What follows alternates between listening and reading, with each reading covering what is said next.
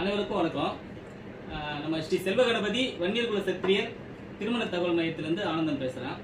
நம்ம தகவல் மையத்தை பொறுத்த வரைக்கும் பார்த்தீங்கன்னா, நம்ம ஏற்கனவே சொல்லியிருக்கோம், நம்ம வன்னியர் சமுதாயத்துக்கு மட்டும் நம்ம பார்த்து அது உட்பிரிவில் இருக்கிறவங்களுக்கு நேரடியாக வரன் வீட்டிற்கு சென்று பேசி திருமணம் பேசி முடிச்சு கொடுக்குறோம்.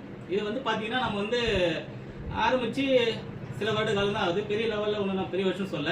இதை வந்து எங்கள் அம்மா வந்து இலவசமாக பார்த்துட்டு இருந்தாங்க. பார்த்தீங்கன்னா நம்ம செல்வ கணபதியில் இலவசமாக எங்கள் அம்மா வந்து பார்த்தீங்கன்னா நம்ம வன்னியர் சமுதாயத்தில் நம்ம சுத்துப்பட்டு கிராமத்துலேயே நம்ம ஊர்லேயும் சரி, பொண்ணு அங்கே இருக்காங்க, மாப்பிள்ளை அங்கே இருப்பாங்கன்னு சொல்லிட்டு ஒரு இலவசமாக வந்து நம்ம இந்த சேவையை செஞ்சுட்டு வந்தோம். ஓகேங்களா?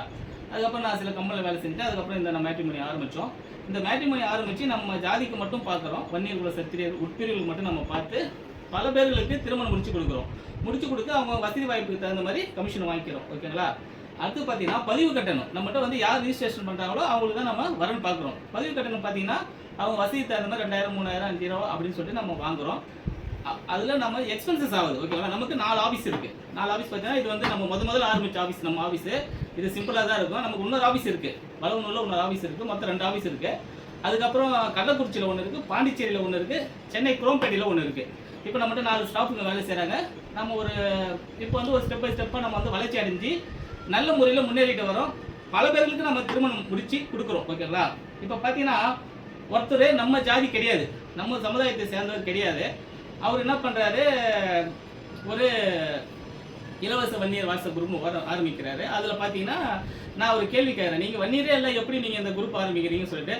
அதில் நம்ம ஜாதிக்காரர்கள் எல்லாரும் அவங்க பொண்ணுடைய ஃபோட்டோ பயோட்டா எல்லாரும் போட்டுருக்காங்க. நம்ம ஆளுக்கு தான் தெரியுமே, இலவசனா உடனே அதில் போடுவோம், அதில் தேடுவோம், நம்ம செலவு பண்ணக்கூடாதுன்ற மாதிரி ஒரு பொசிஷனில் போகிறோம். அந்த அட்மின் யாருன்னே தெரியல, அவர் என்ன ஜாதினே தெரியல, அவர் வன்னியர்னு போட்டோன்னே நம்மளுக்கு போட்டுருவோம். ஆனால் அவர் வன்னியர் கிடையாது. அது எனக்கு அவருக்கும் பேசி வாக்குவாதம் ஏற்படுது. அந்த குரூப்லேருந்து என்ன ரிமூவ் பண்ணிட்டாங்க. அந்த குரூப் அப்புறம் என்ன ஆச்சுன்னே தெரியல. அதில் என்ன ஆகுதுன்னா, சில பேர்கள் வந்து பார்த்தீங்கன்னா எனக்கு மற்ற கம்யூனிட்டி ரீதியாகவும் சில அமைப்பாளர்கள் பார்த்தீங்கன்னா நம்ம நிறைய பேருக்கு திருமணம் முடிச்சு கொடுக்குறோம். ஓரளவுக்கு நம்ம வளர்ச்சி அடையத்தை பார்த்து போராமப்பட்டு என்னை பற்றி நம்ம தகவல் மையத்தை பற்றி தவறான தகவலை வெளியில் சொல்கிறாங்க. இப்போ டைப் பண்ணி வாட்ஸ்அப்பில் மெசேஜ் போடுறாங்க. அது யார் என்னானே தெரியாது. இப்போ என்னுடைய ஃபோட்டோ வந்து நான் ஐக்கானில் வைக்கிறேன், என் ஆஃபீஸ் எங்கே இருக்குன்னு காட்டுறேன். நான் நேரடியாக வரன் வீட்டில் உட்காந்து பேசுகிறேன், பொண்ணு வீட்டில் உட்காந்து பேசுகிறேன், யார் என்னன்னு விசாரிக்கிறேன். அது இல்லாமல் இன்னொன்று முக்கியமாக பார்த்தீங்கன்னா, ஒவ்வொருத்தங்களும் அவங்க குடும்பத்தை பற்றி விசாரிக்கலாம்.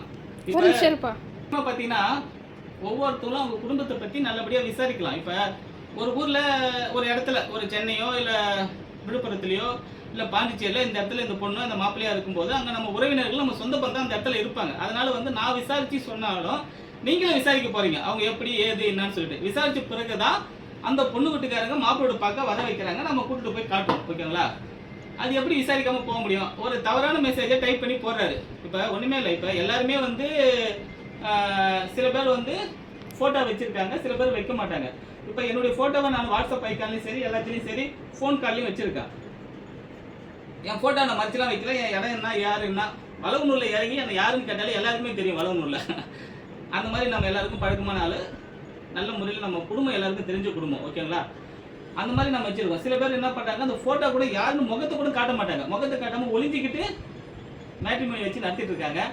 அவங்க அட்ரஸ் கூட இருக்காது, ஃபோன் நம்பர் மட்டும்தான் இருக்கும். அவங்க யாருன்னே தெரியாது. அவங்க வாட்ஸ்அப்பில் பார்த்தீங்கன்னா அவங்க ஃபோட்டோ கூட இருக்காது. அந்த மாதிரிலாம் நம்ம பண்ணல.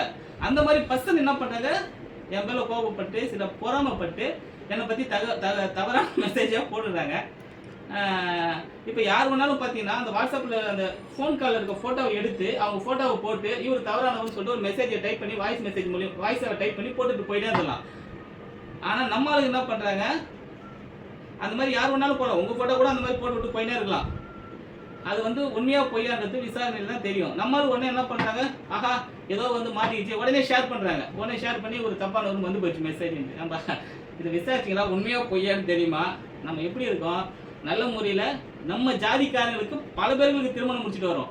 இந்த திருமணத்தை முடிக்கக்கூடாது, பல பேர்களுக்கு வன்னியர்களுக்கு திருமணம் நடக்கக்கூடாது, இந்த கெட்ட எண்ணத்தில் சில பேர் வந்து தவறான மெசேஜை போட்டுட்டு இருக்காங்க. புரிஞ்சுக்கிங்க. பொறாம தவறான எண்ணத்தில் நிறைய பேருக்கு ஆனந்த் திருமணம் பண்ணி முடிக்கிறாரு, செல்வ கணபதி வன்னியர் திருமண தகவல் மையத்தில் பல பேர்களுக்கு திருமணம் முடிக்கிறாரு அப்படின்ற ஒரு பொறாமையில் தவறான மெசேஜ் போடுறாங்க.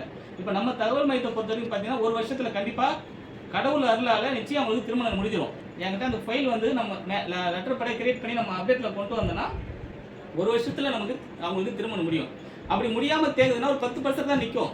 அது என் மூலியம் முடியும். இல்லாட்டினா அவங்க முயற்சி எடுக்கிறாங்க. சாதாரணமாக விடல, செலவு பண்ணுறாங்க. தன்னுடைய மகனுக்கு மகளுக்கு வரன் பார்க்கறதுக்காக பல இடத்துல செலவு பண்ணுறாங்க. ஆன்லைன் மேட்ரிமோனியில் பதிவு பண்ணுறாங்க. நல்ல அமைப்பாளர்கிட்ட பதிவு பண்ணுறாங்க, தேடுறாங்க, செலவு பண்ணி போய் பார்க்குறாங்க, கல்யாணம் முடியுது. செலவு பண்ணாமலே உட்காந்துருக்குன்னா அப்படியே தான் இருக்கும். ஓகேங்களா? அடுத்தது 10% தான் நிற்கும். அந்த 10% பார்த்தீங்கன்னா சில காரணங்களால் நிற்கும். மற்றபடி 90% கண்டிப்பாக நம்ம மேட்ரிமோனியில் பதிவு பண்ணால் திருமணம் முடியும். இந்த கருத்தில் நான் எதுக்காக சொல்ல வந்தேன்னா, நம்ம மேட்ரிமோனி யார் தடுத்தாலும் சரி வளர்ச்சி பாதையை நோக்கி தான் போவோம். நம்ம பக்கம் பார்த்தீங்கன்னா செல்வ கணபதி அருள் இருக்குது, கடவுள் அருள் இருக்குது. நல்ல மனிதர்கள், நம்ம வன்னிய சமுதாயத்தை சேர்ந்த நல்ல மனிதர்களும் மற்ற சமுதாயத்தை சேர்ந்த நல்ல உள்ளங்களும் நமக்கு வந்து ஆசீர்வாதம் என்றைக்குமே உண்டு. அன்பு உண்டு, பண்பு உண்டு, பாசம் உண்டு. அதனால நம்மளுடைய தகவல் மையத்தை பொறுத்த வரைக்கும் வளர்ச்சி பாதையில் தான் போயிட்டு இருக்கு.